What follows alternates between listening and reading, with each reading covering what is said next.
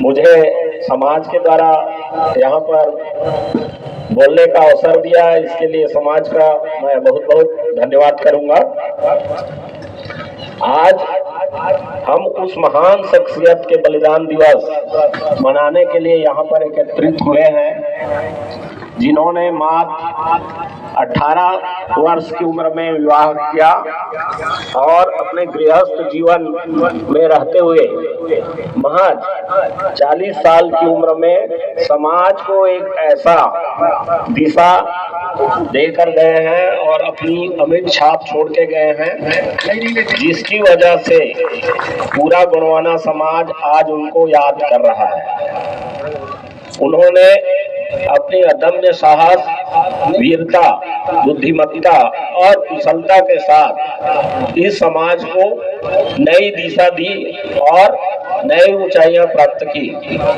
उन्होंने न केवल अपने घर को बल्कि इतने विस्तृत समाज को उन्होंने एक नई पहचान दिलाई।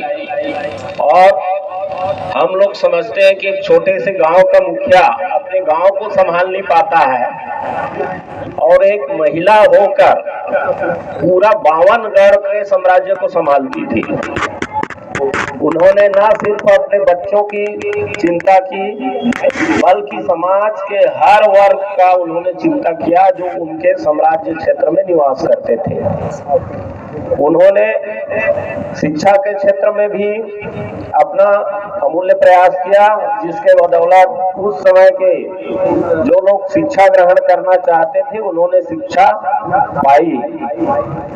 और उन्होंने अपने कुशल नेतृत्व से किसी भी प्रकार की उनके साम्राज्य में आपत्ति आई उसका भी प्राप्त कर ली। इस तरह से समाज के बीच उन्होंने अपनी एक विशेष पहचान बनाई और लोगों को एक नई दिशा दी कि मेरे जाने के बाद भी आप समाज में इस तरह से संगठित होकर काम करेंगे।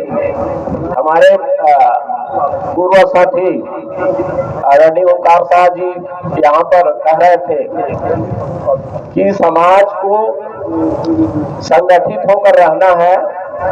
ये सही बात है, उनकी बात है।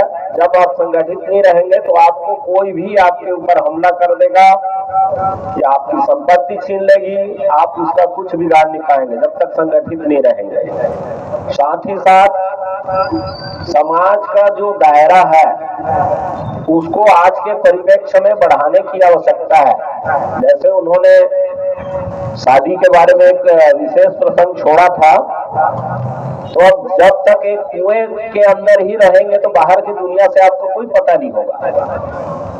तो आपको उस दायरे से दूर जाना होगा। और जो बता रहे हैं शादी व विवाह का, उसको भी आपके दायरे से बाहर जाके करने की आवश्यकता है, तभी आपकी जनरेशन चेंज होगी।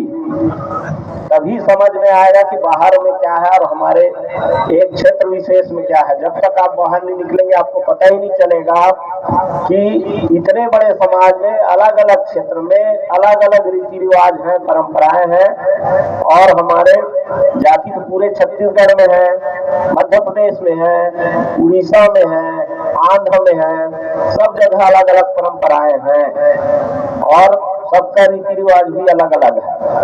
तो उसको समझने की जरूरत है और आपका जो क्षेत्रीयता वाला दायरा है उसको भी बढ़ाने की आवश्यकता है। हमारे पूर्व साथियों ने कहा है कि शैक्षिक विकास से ही सब चीज संभव है। तो शिक्षा के क्षेत्र में सारे बच्चों को, चाहे लड़की हो या लड़का हो, कोई भी पढ़ने से रोकेगा नहीं। उसकी जिस दिशा में इच्छा है, कोई हो सकता है प्रशासनिक क्षेत्र में जाना चाह रहा है, कोई डॉक्टरी क्षेत्र में जाना चाहता है, कोई पत्रकारिता क्षेत्र में जाना चाहता है, उसकी रुचि है, उसको कोई बाध्य न करे। उसकी इच्छा है कि किस दिशा में जाना चाहता है और उस दिशा में उसको प्रयास करना चाहिए बच्चे को। जैसे मन में ठान लिया कि मेरे को डॉक्टर बनना है, तो उसके लिए कक्षा 9वीं 10वीं से चालू करना होगा आगे लक्ष्य प्राप्त करने के लिए, तभी जाकर लक्ष्य प्राप्त करेगा। और अचानक 12वीं के बाद उसमें एडमिशन होता है मेडिकल में, उस समय वो चालू होता है कि 12वीं में मैं डॉक्टरी करूंगा। तो उसके लिए भैया आपको तो 9वीं 10वीं कक्षा से प्रयास करना चालू करना पड़ेगा, तभी जाके आप सबसे जाओगे। मैंने अभी राज्य में देश में इतना बड़ा कंपटीशन हो गया है कि एक पद के पीछे 1000 आवेदन आते हैं, तो 1000 ने आपको अपनी योग्यता सिद्ध करनी होती है। तो उसी स्तर से आपको पढ़ने की आवश्यकता है और उसको बहुत पहले से आप उसमें प्रयास करेंगे तभी जाके आपको सफलता मिलेगी। सफलता कोई शॉर्टकट सीढ़ी नहीं है, उसको लंबे समय से करना पड़ेगा। असफल होने के बाद आदमी निराश हो जाता है, ऐसा होने की जरूरत नहीं है। असफलता के पश्चात ही आपको सफलता मिलेगी। हो सकता है आप 2 बार फेल हो गए, तीसरे बार पास हो जाएंगे, लेकिन उसमें अपने प्रयास में कमी नहीं करना है। शैक्षिक विकास के साथ साथ हमको आर्थिक विकास की भी आवश्यकता है। क्योंकि हम आदिवासी समाज में कोई इतना बड़ा सक्षम आदमी नहीं है आर्थिक दृष्टि से, तो आर्थिक दिशा में भी अपने को जाने की आवश्यकता है। अभी हमारा समाज जो आर्थिक दिशा में उतना कोई अच्छा मुकाम हासिल नहीं किया है ताकि हम कह सके कि आर्थिक रूप से हम लोग संपन्न हो गए। किसी के सामने हमको कर्ज लेने के लिए हाथ फैलाने की आवश्यकता ना पड़े, ऐसा प्रयास हम सबको मिलके करना चाहिए। मैं एक चीज बताना चाहूंगा कि छोटे से प्रयास से आप आर्थिक स्थिति में अच्छा मुकाम हासिल कर सकते हैं। सभी को पता है कि हर महीने 4 से 5 हजार रुपया आपको खर्च होता है कपड़े लत्ते में, मसाले में, तेल में, दाल में, चावल में। आपके पास जमीन है, सिवाय आप उसमें ढंग से मेहनत नहीं कर सकते। आपको प्रयास करना है कि हमारी आवश्यकता किस चीज की है, उस चीज का उस जमीन से उत्पादन कीजिए ताकि आपको साल भर कहीं से खरीदना ना पड़े। जो आपके पास पैसे हैं उसका बचत हो जाएगा। आज के डेट में आप देखेंगे तो सिर्फ नमक बाहर से आपको खरीदना पड़ेगा, क्योंकि नमक आप बना नहीं सकते। उसके अतिरिक्त सारे सामग्री आप अपने जमीन से उत्पादन कर सकते हैं। तेल भी आप उत्पादन कर सकते हैं। हल्दी, मिर्च जितना है, खाने के सामान, दाल है, सब चीज आप कर सकते हैं। सवाल ये है कि आपके पास जितने जमीन है उसका उपयोग किस तरह से कर सकते हैं। 5 एकड़ है तो उसी में चावल भी ले सकते हैं, दाल भी ले सकते हैं, मसाले भी ले सकते हैं, तेल भी उत्पादन कर सकते हैं। उसको आपके ऊपर है कि उसका प्रबंधन आप कैसे करते हैं। ठीक है, तो इस तरह से आर्थिक क्षेत्र में भी छोटे छोटे गतिविधियां करके कोई बड़े क्षेत्र में मिर्च लगाया, कोई बड़े क्षेत्र में मसाले का खेती कर लिया, कोई बड़े क्षेत्र में तेल का उत्पादन कर लिया। इस टाइप से उसको बिजनेस की दिशा में उसको नगद फसल के रूप में करने होंगे, तब आर्थिक रूप से आप संपन्न होंगे। उसके अतिरिक्त हमारे राजनीतिक क्षेत्र में भी आपको राजनीतिक चेतना होनी चाहिए। आज के डेट में जिसके पास सत्ता है वही बाहुबली है, शक्तिशाली है। आप बहुसंख्यक होते हुए भी आपके पास सत्ता नहीं है, तो सत्ता के लिए भी आपको प्रयास करना होगा। सत्ता आपके हाथ में होनी चाहिए, तभी आप उसका उपयोग अपने हित में कर पाएंगे। अभी तो सत्ता दूसरे के हाथ में दे देते हैं, फिर उसके पीछे चलते रहते हैं।